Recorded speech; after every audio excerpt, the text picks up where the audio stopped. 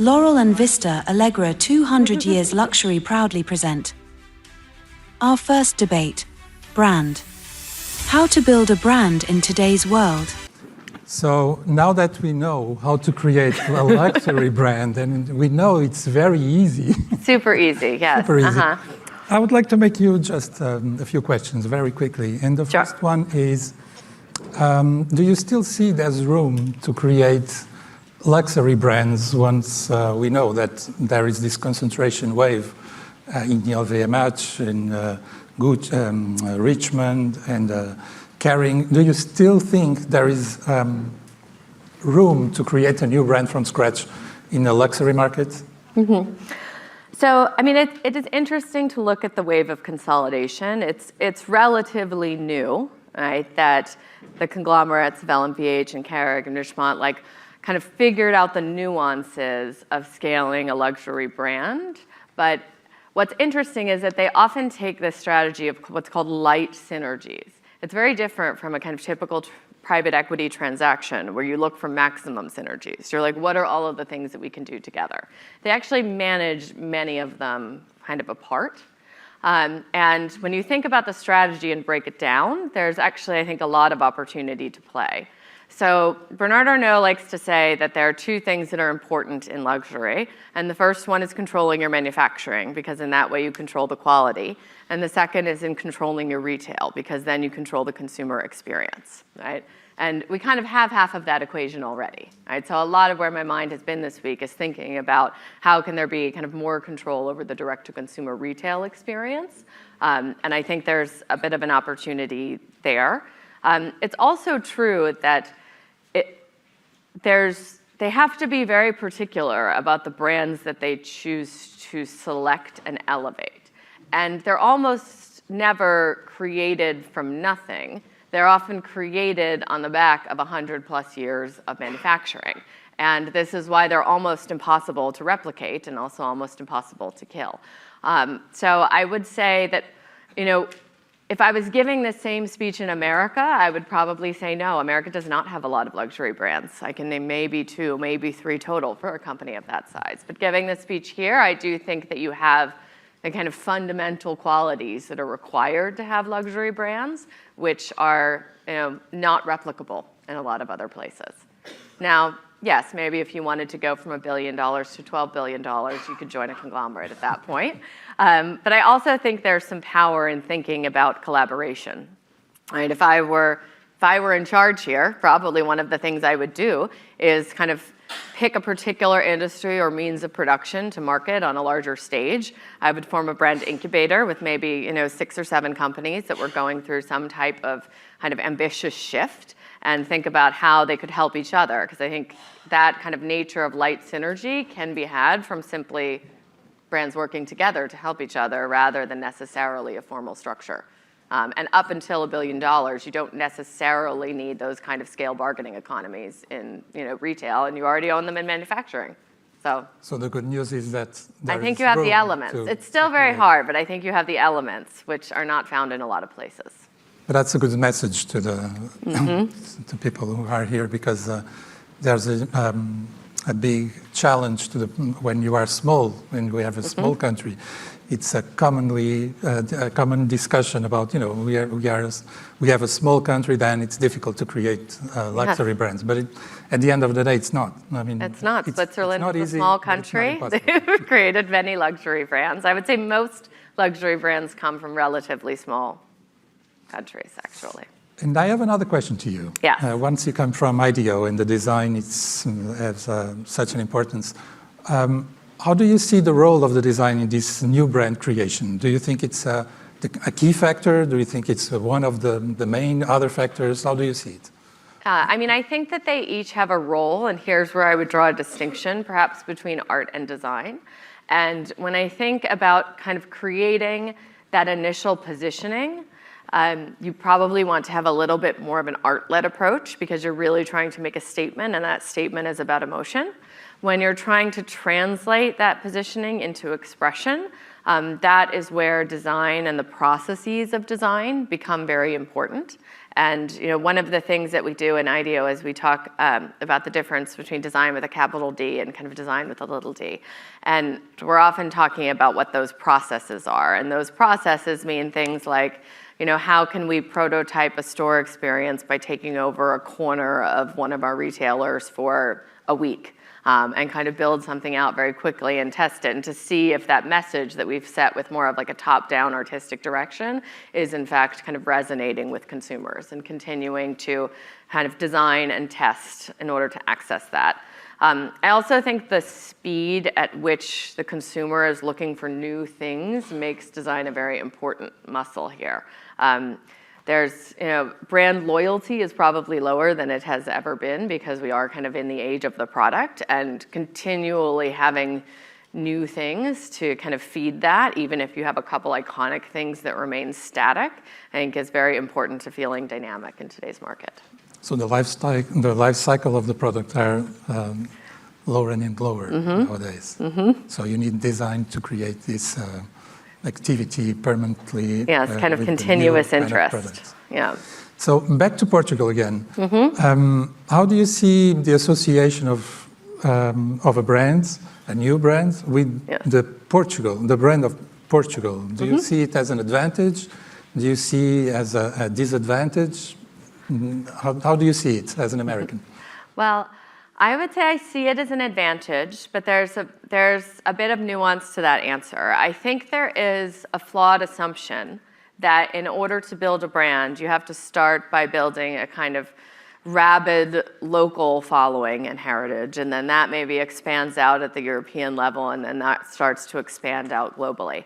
And I don't necessarily think that is the case anymore. When something is kind of properly marketed internationally, it often makes the most sense to kind of immediately skip to a global market, right? There's a lot of, for example, Korean skincare became very popular in the US. And there's a lot of brands which are actually not sold at all in Korea, and are only sold to the American market that is kind of interested in this. So when I think about Portugal, I do think you're a little too modest, and the stories are not necessarily being told. And that the closer you are to home, the more people have invented their own narratives. So if I were one of you in the audience here today, I would probably be thinking about how might I open a store in South Korea, right? Rather than how do I become more famous across Europe. I'd think about jumping to some of these like emerging markets so that you have the opportunity to kind of control the narrative in more of a way. And in that way, you can also leverage a kind of larger European narrative. It doesn't necessarily have to be there. And then I think there is also a kind of time element involved. And like a sense of place and history is very important. And often having a national brand to build that off of is also important. But it is not always required. Right, I talked a lot about Loewe because it was probably the best kind of brand reinvention that had been done in the last 10 years. And I would say very few of the customers in that market could say that brand is from Spain, or that it leverages something particular about Spain. But it does tell a story about 200 years of manufacturing and many kings, which we also saw this morning. The both challenge and opportunity is that there is not a consistent story about what Portugal stands for, I think, in the international consciousness. So there is ability for that to be created, but I think it requires a bit of consensus and also a bit of focus. Like if we're going to elevate certain types of artisanship and really own them as Portugal, we probably can't do them all at once. They probably have to be phased out over time. And what might you kind of start with at a foundation? But ultimately, you can do that same kind of branding that I talked about at the company level, at the country level, and really think about those stories you want to tell, and then go to places that are a bit further away where you have more control over that narrative and let it bleed back. 110 years in the finishing.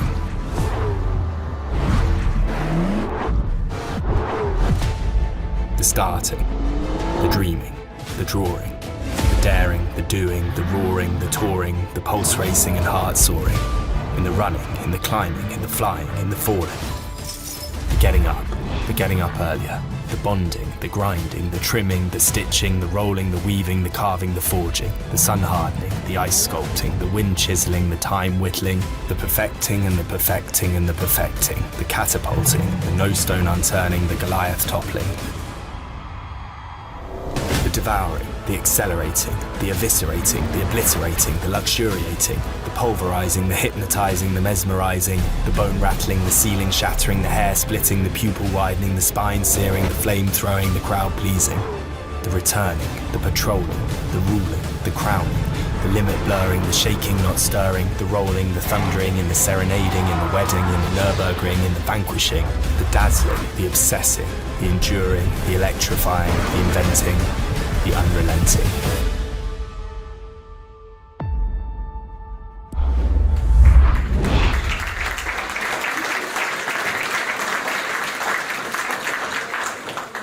That's quite an opener. Would you like to introduce yourself? Yeah, everywhere I go, I play that video. No, it's not wrong, really.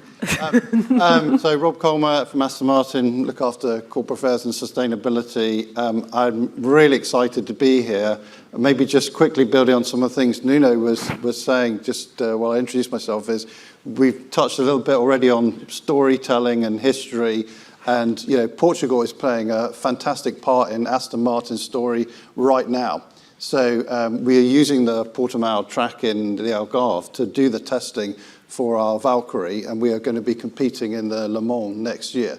So this is history being written for Aston Martin right here in Portugal at the moment. So brilliant to be here, and just so much potential everywhere I look. So thanks for having us. Thank you. And our additional guest, I know you don't have a sizzle reel, so starting at a disadvantage. No, all good. It's equally a pleasure to be here. So I'm Ellie Barnes. I've been working in the luxury industry for over a decade now. I spent over 6 years with the LVMH Group in the watch and jewelry division, working for Tag Heuer, both locally in the UK and then globally out of Switzerland. And then more latterly, I've been the CMO of Bang & Olufsen in Denmark. And equally, you know, some great topics you covered there, Heather, because it was almost like you've read playbook after playbook for luxury brands, but certainly very happy to share kind of learnings across craftsmanship, innovation, storytelling, audiences, some really critical topics that you covered there. So very happy to be here. All right. So I think that calling this a debate sets up a very adversarial moment, but I think it's more of a discussion. So to start with, there's something I only mentioned kind of briefly, but I think it's really important, and we talked a bit about it when we were setting this up. But and this is the importance of really identifying who your core customer is when you're leading a global luxury brand. And so to get started, I was hoping each of you could share with me how you've thought of who your target customers are at the brands that you've worked in, and how you've kind of tailored that brand experience to serve them. So I'll start at this end. Sure. So we have kind of identified 4 key audiences at Bang & Olufsen, but fundamentally kind of 2 key audiences are driving the business at the moment. So the first one, unsurprisingly, is a kind of core group of high net worth individuals. So really targeting that consumer base. And then in addition to that, it's you know, synonymous with the luxury industry at the moment. It's Gen Z and the younger demographic. Obviously, within the high net worth group, we're seeing an increasing volume of Gen Z that are forming part of that. So they're not separate entities at all, but we do have kind of fairly synonymous, but also different approaches to that. So we spend a lot of work doing a lot of collaboration. So you mentioned South Korea. We've recently had a collaboration with Ada Era. Fundamentally a kind of streetwear brand that's huge over in South Korea. So we worked with them earlier this year. And then also collaborations for the high net worth. So we recently have done a collaboration with Riva, the very luxury kind of yachting group. We also have a huge partnership, sorry, Rob, with Ferrari, and that is covering kind of 2 elements for them, which has been really interesting. The first one that you actually alluded to is within Formula One. So we're in our 2nd year partnership with Ferrari, Scuderia Ferrari, which one was kind of primarily about building brand awareness, which we struggle with today. So, you know, hitting that key younger and wealthy audience through Formula One. And then secondly, again, we did a kind of product collaboration with Ferrari. We launched it last September on our more kind of on the go. So the kind of the headphones, the Bluetooth speakers, and then more latterly, actually just this week, we've launched a new kind of collaboration with them, and that's on our kind of more higher price point pieces, so the larger speakers and also the sound bars, etc. But yeah, we kind of are very kind of clear about how we want to try to engage those two audiences. But that's kind of what's driving the business forward today. And then have you noticed any differences in the kind of retail strategies between those, or the service experience between those two audiences? Yeah, I mean, probably, again, unsurprisingly, we kind of know that our younger audience base are primarily purchasing online, whereas kind of the more older affluent audience still very much value the retail experience. So going into store, having a kind of face-to-face conversation, touching and feeling the products, that's something that we are experiencing that the younger generation are, let's say, less inclined to do. They just sort of, it's a immediacy of purchase that they're looking for. Wow. All right, same question to you, Rob. We're going to start with this light opener for the group, where they answer the same question. Yeah, that's great. Thanks very much, Ellie. And maybe a few kind of natural builds on that. So interesting is you see the generational shift and people wanting to be able to access things online. So one of the things that's really blown up for us is our online configurator. So if people are sitting at home, want to spec their own car, they've got that option to do that. We can then blend that together with the in-person experience where you're coming into a dealership, or if you're actually coming to the factory for that kind of engagement. I think that's also a bit of an echo of the kind of gaming environment in which a lot of youngsters have grown up in. But just to come back to the point on the customers specifically, we're certainly seeing a lot of younger customers coming through, and also a lot of women coming through, and we're responding kind of in a dynamic way. So if we look at our product range, we've got an SUV now, and we're traditionally a sports car business. I mean, the SUV is the world's most powerful SUV. It's still extremely rapid, so it's got all that sporty performance and heritage. But we also did things like we put together a group of about 24 women of all different shapes and sizes to test out a whole range of other products to make sure that the doors, when they open, if you're wearing a wider trouser, that you're able to get in and out, you're not going to get any dirt on it, same trousers, skirts, etc. So there's a lot of thought that goes in, and a conversation then back and forth with the customer base all the time, thinking about what are they looking for, how can we deliver up the kind of products that are going to be successful for us and that are going to meet their expectations. And that's often, I think, what Nuno is referring to when you speak about the role of design, where you're in this kind of constant conversation with your customers around kind of trying to intuit what their latent needs and desires are, playing those back to them and kind of testing and retesting. I will say my 5-year-old son really likes online car configurators. So we're hitting Gen Alpha already with that one. I've also noticed too, and I wonder actually if Ellie saw this, that there was a similar shift in terms of demographics. When I was working for a not-to-be-named luxury brand in their fine watches and jewelry department, there had been a big shift from the store experience originally being aimed around men buying pieces for women to women buying pieces for women, and that being a kind of fundamentally different service experience. Did you kind of see any of those changes in your? No, I mean, that's really interesting because I think both from my LVMH days or more latterly, we know the importance of a female consumer because ultimately in many households, the female is holding the purse strings. And so actually the considered purchase of which luxury items are is something that people are kind of engaging with for a long period of time. It's not a quick decision. The store experience is always part of a consumer journey, whether that's to go in and touch and feel, whether that's for a conversation to see the collection, but the purchase is made later, or equally, the browsing is done online first, and then you're going in store to make the purchase. So I think retail is critical into the consumer journey. Fundamentally, what we are seeing, as I said, is that the younger audience, male or female, are making the purchase online more predominantly, but equally, females are incredibly important in that purchase decision. But I would say the consumer journey is, I would probably say now is omnichannel versus it being singularly an online experience or a retail experience. Awesome. And Nuno, I wanted to ask you the same question. Like, who do you think of as your target customer, and how do you try to serve them? Well, we have our target very well identified. It's basically women. 70% of our clients our consumers are women, around 45. And we know more or less what they are looking for, what kind of lifestyle they want, they would like to have, what kind of pieces fit with this with this kind of lifestyle. So we developed some products targeting this type of consumer, and trying to give them the things that we think they are looking for to their Like lives. what? Like beautiful tableware, beautiful pieces to the home decor, it's a really tough challenge nowadays because we have very different kind of consumers, but this is the main one, and they are looking for different things. I mean, even the other 30% are male. They are collectors, huge spenders, heavy spenders. So totally different kind of behavior, and then the store should be prepared to those two. In the product development, always think about these two targets. Interesting.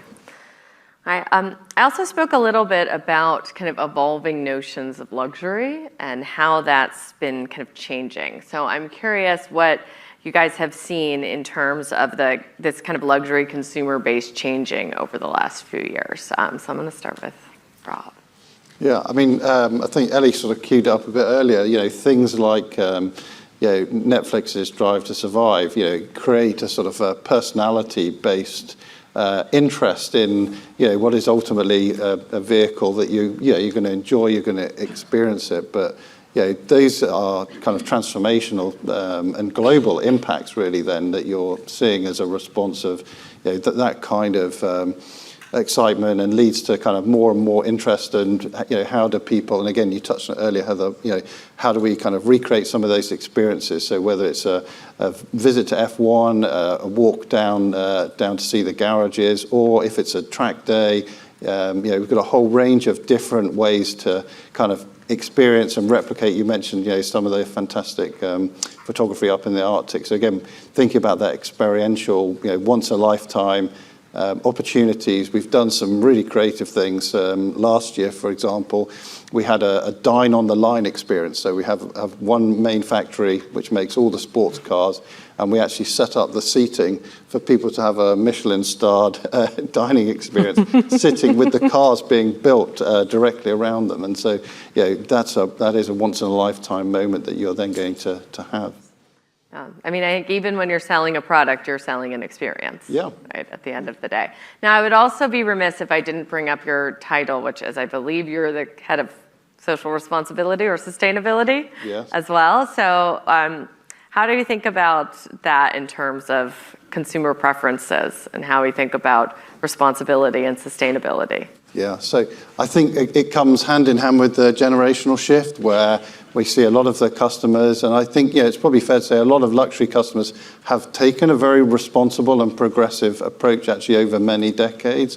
It's becoming increasingly important. It's central to our business model. It's central to everything that we're doing, from how we design, material choices, recyclability of materials that we are using. So we have in place a very comprehensive sustainability strategy. It's called Racing Green, so it has a nod to our racing history, but also a sense of pace. We want to go quickly. We want to reduce our carbon emissions. We need to do more to reduce our energy use, our water use, and all the rest of it, so that we're producing a car that is in line with what our customers' expectations are, but also meets our investor requirements as well. So if we look at institutional investors and the volume of assets under management that are using ESG or sustainability screening criteria, it's really pretty significant. So we need to respond to those expectations, as well as wider stakeholders, not least including our employees too. I mean, they are looking to work for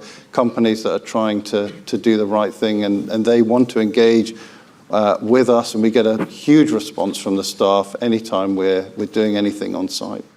You're doing a lot of nodding. Do you have build on that? Equally, Bang & Olufsen's products, one of our core messages is that, we have a huge desire to make our products for the longevity of them. So we're actually working with cradle to cradle certification. Our clients and customers are spending so much of their hard-earned money to acquire our products that we want them to be able to last forever. So it's a huge part of our core messaging. It's a huge part of our innovation and design. And also, I'm coming back to what you were first asking about as well with regards to the luxury customer, shall we say. I think customization and personalization are huge factors which we're also really looking into at the moment. You know, customers want a unique product, something that not everybody can get their hands on. So actually more recently we've been working on a new atelier section to our business where you can walk into a store and you can actually create and design your own product. So what materials would you like? What colors would you like? And you're similar to the customization, Rob, that you were talking about with cars. This is a model that we're also looking at because you know, in order for our products to be matching your home, you know, everyone has their own unique taste. So actually to be able to afford customers that option to come in and personalize and customize their products, that's something that's we're really focusing on, and actually we're seeing a huge amount of popularity with.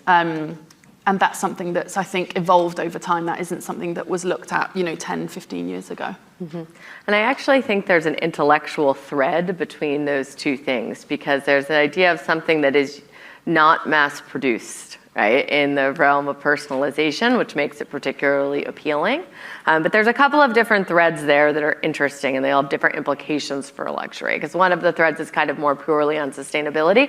I do think it's a point worth saying that like luxury is particularly well situated in this, because the best thing you can do in most cases is make a product that lasts longer, right? Not change your materiality, not change your circularity, but just make something that will last 100 years, right? And I think there's a resonant message to that. And also an interesting challenge, which we started to speak about, which often people talk about sustainability, like in the language of reduction, like what do I have to give up to make this? And it's very interesting to feel that flipped on its head. Like what opportunities does it create when I make this car electric? Like I can design the sound of it, right? It can sound like anything I want. There's all sorts of things there. And then there's a thread about this kind of omni-channelness, which I think you talked about, you know, in your initial response, where I think there's a perception that there's a more kind of binary choice between digital retail and physical retail, but I think that is not true, and they both have their case, even in generations that prefer to buy things online or kind of doing a lot of showrooming. And then this notion of hyper-personalization, these are all, I think, things that are changing in pretty rapid pace. Yeah, and I think also when you consider, you know, luxury is about emotions and feelings, and a retail experience, you know, you can build an experience online, of course you can, but actually feeling and going into a store, what's the sense, you know, what's the sensory benefit of being there? How does the brand smell? How does the brand look? What is your engagement with your store team? How are they kind of delivering the message about the brand and educating you and making you fall in love with the brand and feel something? Because as you said, luxury is bought on emotions. We don't need the handbag, but we want it, or we fall in love with it. It's kind of, you know, not a necessity to have, but you feel it and you want it, and a store experience is able to give you that, which online experience can't. You can't smell a brand, you can't feel the brand when you're kind of browsing online. Although I think technology companies are working on that. You know, and this starts to play intention. We've talked a lot about new customers, but I think all of the brands that you guys have worked for or are associated with have both a very strong cultural heritage and a kind of modern tint. So I'm curious how you guys navigate the balance of kind of heritage and modernity. And I was going to start with you, because you in some ways have the most traditional type product, right, in a ceramics business. Well, maybe it's the main challenge when you start with a brand with a huge, big heritage. The question is how to balance these two things: the heritage, the references, the brand values, and how to modernize it without losing your base of customer. But I think in another way, in the fact that you have heritage gives you everything to start to make a new start and to make a bright future. Because you have archives, you have a history, and nowadays the customer, and you feel that at the stores, they ask you, they want to know your history, they want to know your values, who you are, where you come from. So the fact that you have this heritage is the base of the innovation to us. I mean, we start on heritage as the base for innovation. I mean, we are going to see the archives, the history, and how can we use it, but in a modern way. So I think that's a big challenge. but it's a big advantage if you do it properly, of course. But I think you should, another important thing that you should know exactly what is the DNA of your brand, not to commit mistakes in trying, for example, to do products that doesn't fit with your brand or your DNA only because you want to have a modern product. So, you have to know exactly who you are and who you want to be, and pick the heritage, transform it, fitting that strategy. So identify the parts that have to stay the same and the parts that can change and evolve on top of that. Absolutely. The last question I want to ask here is actually about the word global. So we've been talking about global luxury brands, and we kind of think of this, we've been talking a lot about the consumer as a monolith. So I'm curious how you guys think about targeting consumers globally when, a young luxury customer in Asia might have like a very different mindset than someone in their 50s in the US that's buying something. So do you want to start? Yeah, sure. I think what is really critical to remember is that a Gen Z audience or a high net worth audience is different per market.